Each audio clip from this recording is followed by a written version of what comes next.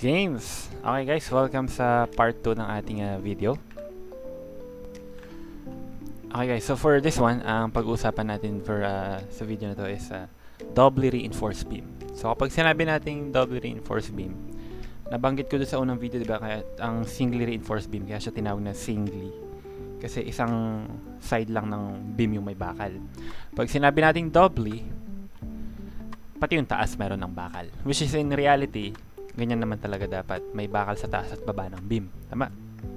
Okay, ngayon, pansinin muna natin kung ano yung pinagbago niya. Ano yung magbago sa analysis natin kapag ganun, okay? So, ito yung, kung maalala nyo, ito yung stress diagram and yung strain diagram ng ating singly reinforced beam. Diba? Sa unang video natin. Pag nilagay tayo ng bakal dyan, meron lang konting madadagdag dito. Ito, dahil may bakal ka na dyan, ang posisyon yan, syempre, yung kung ano yung concrete cover mo dito, yun din, madalas pareho lang concrete cover mo doon, no? So, tinatawag natin prime. Ang, ano pala, ang notation na prime, yan, prime, di ba? Ang ibig sabihin niyan, guys, compression, no? Kaya yung FC prime, ganun. Yung prime doon, compression. So, AS prime, area ng steel sa compression part. So, ang ibig sabihin lang ng prime is compression, no? D prime, yun, depth nung bakal na compression. Kaya prime, no? So, yun yung notation natin. Basta may prime, compression yan. Okay? So, pansinin natin anong pinagkaiba niya. Ano nadagdag? And ulit, pansinin nyo. Yun. Unahin natin sa strain diagram. Ano nadagdag dito? Sa strain diagram, yun, linear pa rin naman yan, pero magkakaroon na lang strain yung area ng bakal mo sa compression. And kung papansinin nyo, guys, pansinin nyo itong linya na to. Kapag mas tumataas yung strain mo dito sa tension bar, anong napapansin nyo dito? Mas bumababa yung strain sa compression bar. Okay? So, baliktad sila, no? Inversely proportional sila.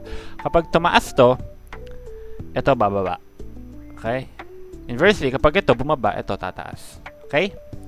So, isang concept yun, no? Another one, ito, mapansin nyo. Nagkaroon tayo ng isa pang stress na diagram. Actually, hindi naman diagram yan, no? Dalawang arrow lang. So, ang mangyayari dito, guys, originally kasi, di ba, ang capacity natin,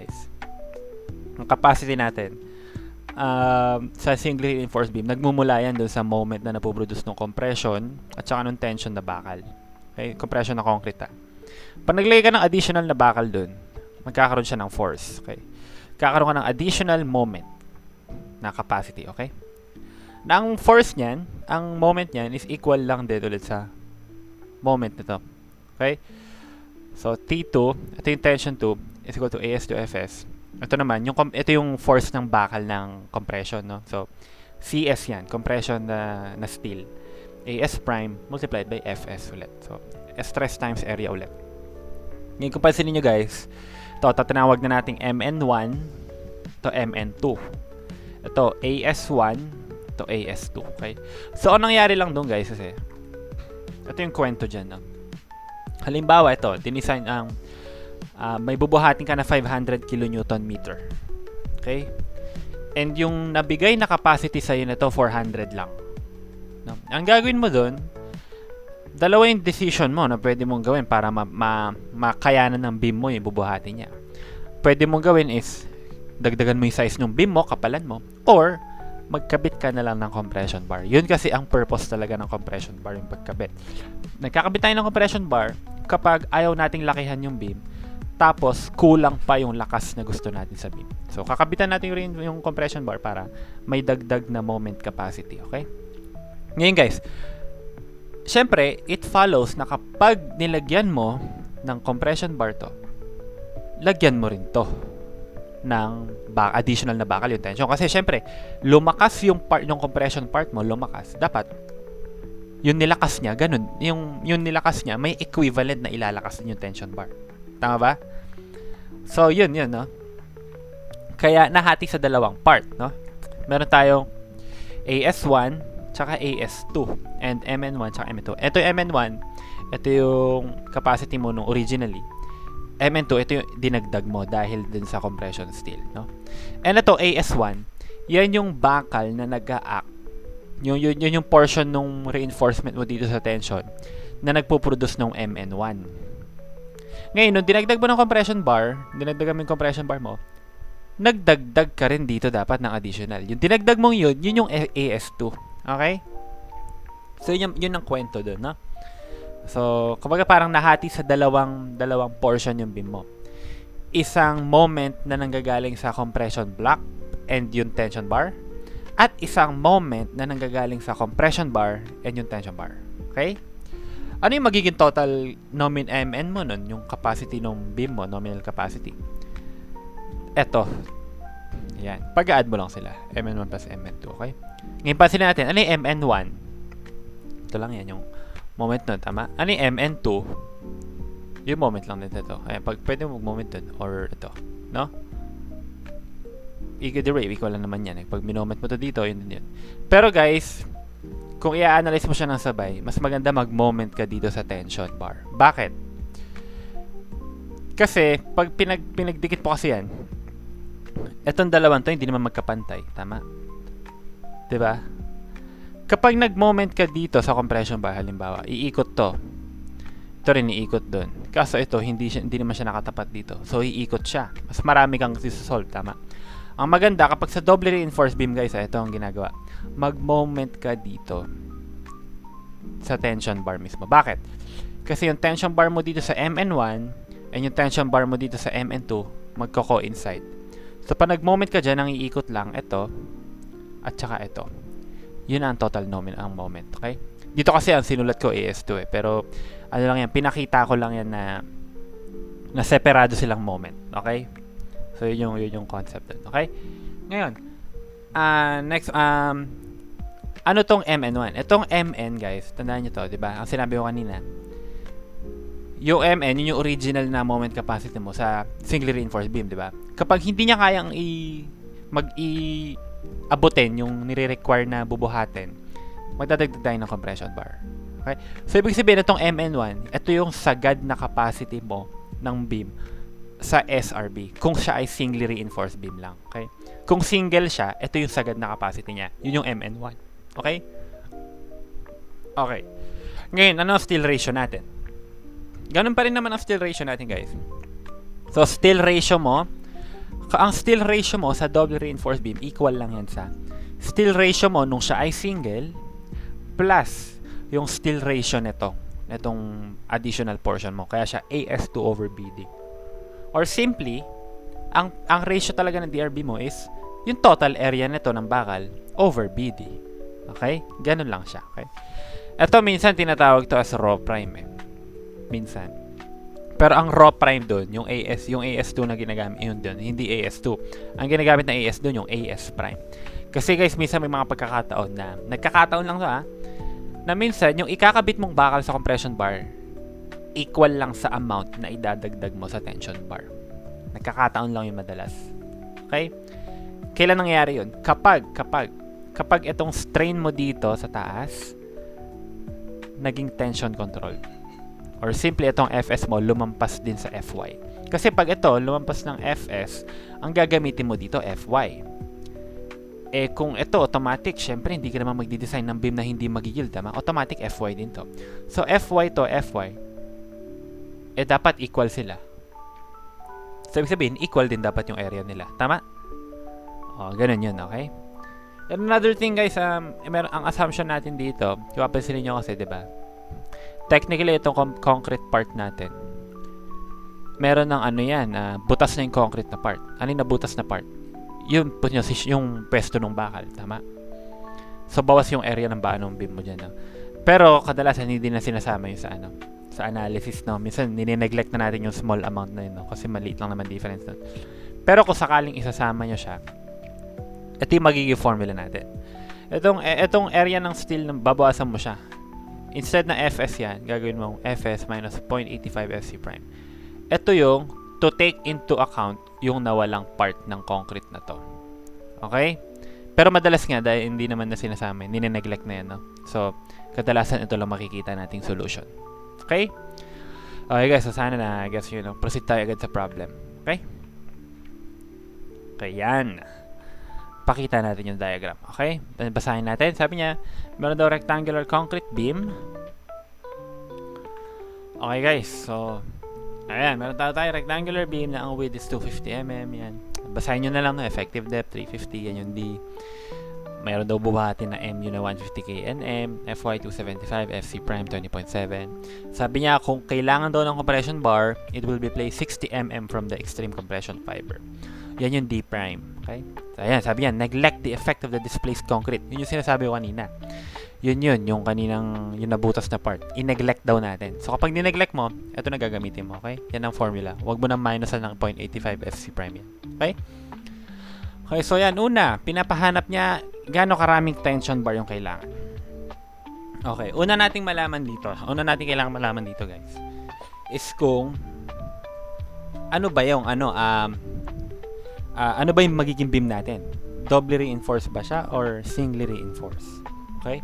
So para ma-check natin 'yon, tignan muna natin yung capacity ng beam, yung magiging capacity ng beam. Kung ang design niya is tension controlled na sagad sa singly reinforced beam, okay? Ngayon, kailan nga ulit nagiging sagad yung isang beam sa tension controlled? Kapag ang compression block mo, yung C, is equal sa 3/8 ng D. Tama? Yung unang video yun, tama? And again guys, baka nagtataka bakit natin in-assume na tension controlled. Dahil pinagamit niya sa ating phi is 0.9, okay? Kung maalala nyo, di ba, ang 0.9 ginagamit lang yan sa tension control. So, ibig sabihin, ang gusto niyang design sa atin is tension control. Yun yung reason kung bakit madalas ang turo sa atin kapag nagdi-design is 3/8C daw ang gamitin. Ang totoong reason doon, guys, binibigay kasi ng problem na ang phi is 0.90. Okay? Kung pansinin nyo man sa mga mag-scan kayo ng mga problem, madalas binibigay to phi as 0.90. Okay? Okay, guys. So, yan. Hanapin muna natin kung ano yung magiging moment capacity ng beam kung isasagad natin yung pagiging tension control niya, okay? Kasi 'di ba nabanggit ko rin sa unang video yung sagad, yung pinakamalaking capacity na kayang ibigay ng isang beam. Yun yung capacity niya kapag sinagad mo yung pagiging tension control niya. Or basically, yung C mo, ginawa mo 3/8D, okay? So yan guys, no? 0.9 phi. Anong formula ng MN, 'di ba? Yan, moment ka lang dito. Ito tayo, singly reinforced muna tayo. Moment ka dito. Moment tayo dito sa ano. So, 0.85 FC prime AB. Ito. 0.85 FC prime. Ano yung A? Ito A. A is beta 1C. Ang beta 1 natin 0.85. Try nyo i-solve yan. 0.85 yan. Okay? Yung formula natin kung maalala nyo. 0.85. C. Ito yung C mo. 3/8 ng D. Ang D is 350. Times B. B is 250. Multiplied by yung moment arm. D, which is 350, minus A/2. Ang A natin, again, beta 1 C, 3/8D over 2. Yan ang design moment capacity. Ibig sabihin guys, sa singly reinforced, kung sinagad mo yung beam mo sa pagiging singly reinforced beam niya, ang kaya lang niyang ibigay 129.95 kilonewton meter. Ano ibig sabihin nun? Kulang ka. Kasi ang bubuhati ng beam mo 150. Ang kaya lang ibigay ng beam mo sa pagiging single niya 129.95. So, nung conclusion natin doon, kailangan natin ng additional reinforcement sa compression bar. Okay? Okay. Ngayon, kunin muna natin kung ano yung magiging area ng bakal natin dito. Kasi itong MN1, yan ang manggagaling diyan yung AS1, okay?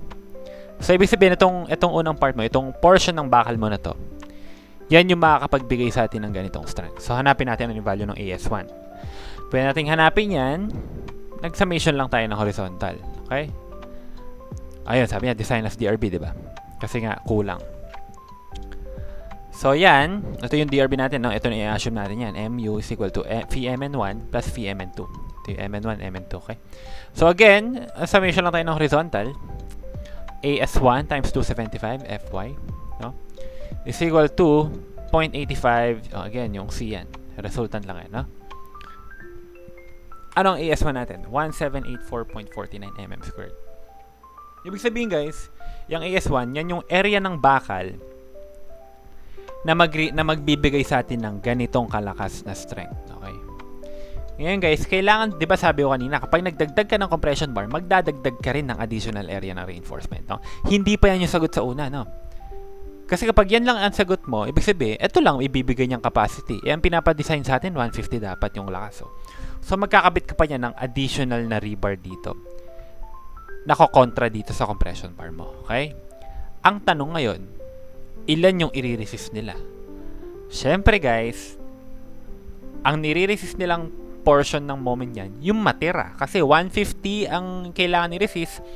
Ang meron tayo, 129.95. Ilan pa yung kailangan nilang i-resist? Yung matira, ipag-minus mo. Tama? Okay. Pero, bago yun guys, kailangan muna natin i-check nyan kung mag-yield ba to. Kung yung Fs nito ba lalampas ng Fy. Kasi kapag hindi lumampas ng Fy yan, ang gagamitin nating strength niya, stress niya, is yung Fs mismo. Okay? So, i-check muna natin. Kung maalala nyo yung strain diagram natin kanina, diba ganito? Yan. So, para makuha itong strain, strain na ito, diba? Ano ang strain ulit? Strain is equal to stress over elastic modulus. Ano ang modulus of elasticity ng steel? Alam natin yan as 200,000 MPa. Okay? So, ito ang strain ng steel sa concrete, which is stress, Fs prime, which is yung stress, di ba? Over 200,000. Modulus of elasticity. Over itong haba nito, which is C. Ang C natin, di ba? 3 over 8D. C minus 60. Tama? Triangle. Is equal yan do sa buong triangle. So, ratio and proportion lang yun, guys, no? So, 0.003 over yung C. 3 over 8, 350. Ano ang Fs prime? 325.71 MPa. So, ibig sabihin, guys, lumampas yung stress na nararamdaman niya doon sa Fy. Ano ibig sabihin nun? Nag-yield siya. Ibig sabihin, ang gagamitin nating stress niya is Fy lang. Okay? So, yun. Kunin na natin ngayon. Okay. Ang Vmn2 natin, yung matira, di ba, sabi natin, which is 20.05. Okay? Yung 20.05 equal yan dun sa area ng bakal. Okay? So, 0.9, I mean yung moment na to. Okay? Moment yan. Okay? 0.9 yung phi multiplied by AS2, ito AS2 times 275 yung Fs multiplied by 350 minus 60. Saan galing yan? Ang distance nito, yan. Ang distance nitong buong to, di ba? D. Ang distance nito mula sa taas is yung D prime. Sabi niya, 60 mm. So, 350 ang D minus 60. Yun ang distance nila. Ayun, 350 minus 60, okay? Tapos multiply natin ng 10 raised to negative 6 para maging kilonewton meter. Yan ang AS2. Okay? So, ibig sabihin guys, yan 279.35 mm. Yan yung additional na bakal na ikakabit mo sa tension bar para kontrahin to. Itong compression bar na ikakabit mo. And para makapag-produce sila ng additional moment. Okay? Get? So, ilan na yung kailangan mo talagang total na number of 20 mm tension bars? Pag-add mo lang yan, yung dalawang yan. AS1 plus AS2, divide mo sa isang area ng bakal. Ang diameter ng bakal natin, 20 mm. So, ang area niyan is pi r squared. Ilang piraso? 7 pieces na tension bars ang kailangan mo. Okay? Okay. Sana nagas nyo yan. Next letter. Determine naman daw natin yung required number of 20 mm compression bars. Okay? Ngayon guys, kung papansinin nyo. Pansinin natin, ha? Yung number of required compression bar natin, di ba sabi, ang Fs natin, di ba, nag-yield ang Fs prime? Ay, nakalimutan ko pala yan yun. Ano. So, anyway, di ba, 325 points, nag-yield siya. So, itong Fs na to, 275. Itong nasa babang to, tension bar yan, automatic, 275 din yan. So, guys, pansinin nyo, kung mag-ano tayo dito, kung mag-horizontal tayo dito, horizontal, summation of horizontal forces, equal silang dalawa, tama? So, AS prime multiplied by Fs is equal sa AS2 Fs. Eh, yung Fs nila parehong magiging Fy, 275. So, ibig sabihin, i-follow sa area ng bakal nila, pareho lang din, tama? Yun yung sinabi ko kanina, nakadalasan nangyayari, okay? So, ibig sabihin, guys, yung area natin sa compression bar, ito din yun, 279. Okay? 279.35. Okay? So, para makuha natin yung minimum number yung number ng compression bar natin, kunin natin AS2, divide lang natin ng isang area ng bakal, which is pi times squared. Makuha natin dyan 0.89. round up mo, magiging 1 piece. Tama? Isang number ng compression bar. Pero guys, ang sagot dyan, 2 pieces. Bakit? Tatandaan natin ha, ang minimum number of compression bar na pwede mong ikabit sa beam is 2. Okay? Hindi ka pwedeng magkabit ng isa lang. Saan may kakabit yun? Sa gitna. Paano kakapit yung stirrups? Diba? Dapat 2 yan. Yun ang minimum natin, no? So, 2 ang sagot. 2 pieces. Okay? Ay, sana nagat natin yan. No? So, itong A and B part yan. Itong first 2 parts natin. Yan yung design and part niya, no? Design yan ng DRB, ng doubly reinforced beam. Yung sa pangatlo, nagkabit ako ng additional problem na analysis, no? Para matry din natin yung ganong approach. So, tignan natin siya. Itong ano. Tama niya. Ano nagbago? Wala naman. Sabi niya, may nagbago ba? Ay, 540. Di ko napalitan. Anong ginamit ko dun? 550 pala, guys. No? 550 to, no, guys. Di ko lang napalitan yung unang slide. 550, okay? Sabi niya, determine the design moment capacity for a beam with a width of 300 mm. Effective depth. Hindi na ano to, ha. Ito na yung part natin. No? 300 mm. Effective depth natin 550 mm. So, pinalitan lang yung mga size, no? Tsaka yung mga strength. Sabi niya, compression reinforcement daw natin is 325 mm placed at 60 mm from the extreme compression fiber. Tapos, ang tension reinforcement daw natin, 8 na 25 mm, no? FC prime na gamitin natin daw is 24 and FY is 415. Okay? So, pinapanap niya yung moment capacity, yung VMN na total. Okay? Ngayon, guys, unang kailangan nating malaman, i-check muna natin kung ano yung design niya. Ano yung dinesign nung kung sino man yung naggawa ng problem na yan. Singly reinforced beam ba yan or doubly reinforced beam? Baka naisip nyo, hindi. Doubly reinforced beam yan, automatic. Kasi syempre common sense, oh. Nagkabit siya ng compression reinforcement. Hindi, guys, okay? Hindi lahat ng may compression reinforcement, automatic, is doubly reinforced beam na. Okay? Kasi nga, guys, diba? In reality kasi, ang mga beam natin may compression reinforcement talaga. Pero, hindi lahat dun doubly reinforced beam yung behavior. Kasi nga, hindi ka kasi pwede talaga mag-design ng beam na isa lang yung bakal na ang bakal mo nasa baba lang. So, required talaga magkabit ng, kahit na ang ma-compute, ma-design mong beam, kaya na niyang i-resist yung moment, yung bubuhatin ng single lang siya. Kailangan mo pa rin siyang kabitan ng compression bar.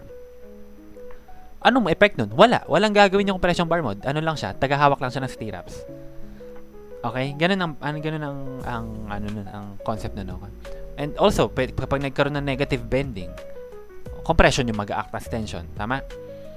So, una natin kailangan gawin dito, check muna natin, i-verify muna natin kung yung design ba niya yan is magiging doubly reinforced, magbe-behave siya as doubly reinforced. Paano natin ma-check yun? Ito. Pwede natin isang way na ma-check.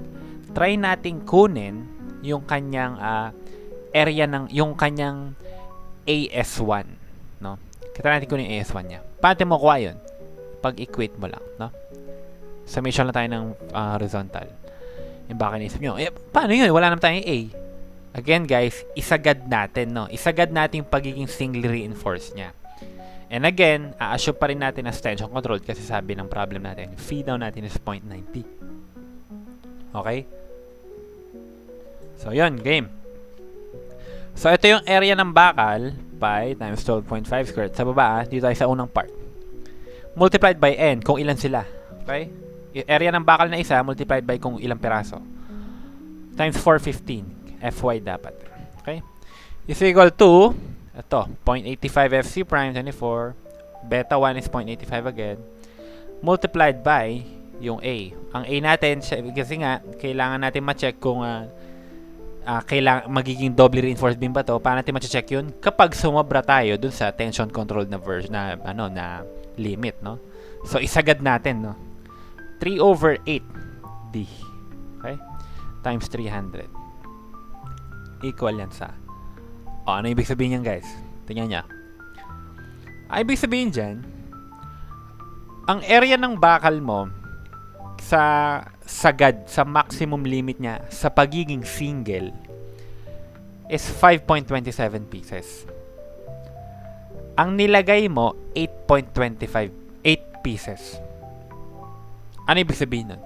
Ibig sabihin nun guys, yang beam na yan, magiging doubly reinforced siya. Bakit? Kasi lumampas ka dun sa limit eh.